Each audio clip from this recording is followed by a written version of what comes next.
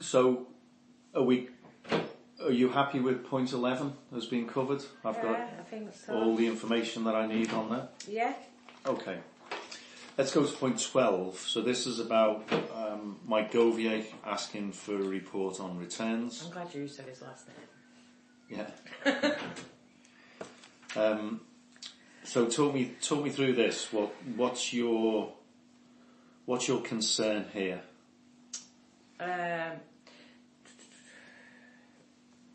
Right, so this was the start.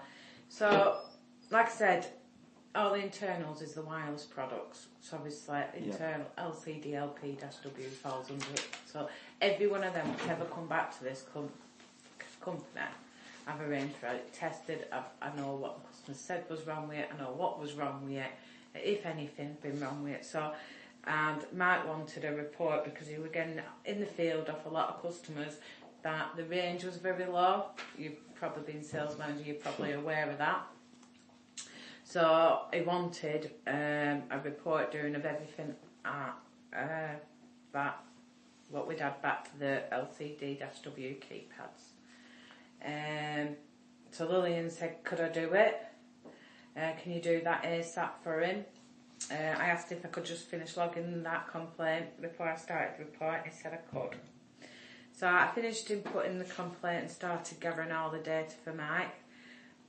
But like I said, it wasn't as easy as it did because he'd started a new spreadsheet. So for this year, which had internal, external on, but then I had to go to the internals of last year to pull all them out, and they didn't match.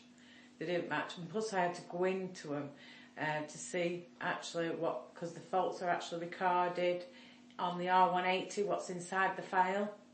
So then I had to go into them to see what the faults were.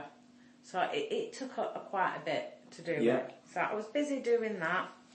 Anyway, Lillian walked into QA about 11 o'clock. I don't know where he'd been. And he made a stand that everything's going to have to change from now. I asked him what he meant, and he said QA department are going to have to start updating the setup sheets, starting with the PCR for a Vivo update. And he went and asked Donna to gather all the information so we could start making the change. Kath wasn't sure how to do the setup sheet. She'd done a few, I've done a few. When my mum's been off, I've had to pre-teach myself. I wouldn't say I've ever had training, but I've taught myself. So I went through one with her. With who? With Kath. Okay. How she do it.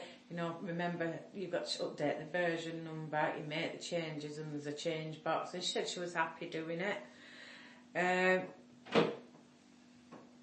Now Donna was putting it on a spreadsheet because your PCRs, when you're not used to look at them, I find it, and Kath's the same as me, they can be very confusing. They're about 100 pages, some of it, especially for the V4 update, and they can be really confusing. So she said she'd do it as a spreadsheet and tell us what on and to remove, what to put on, what to remove, blah, blah, blah. So she's doing that. This was Donna. Yeah, Donna was doing it. I believe she went on a dinner really late that day because she wanted to get it sent out.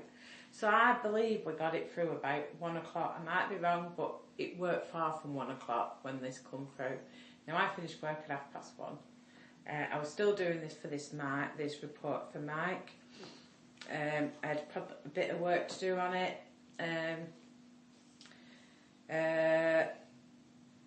And then he says to me, Kath went over to show him one about 10 past that she'd done it. She'd done one of these changes.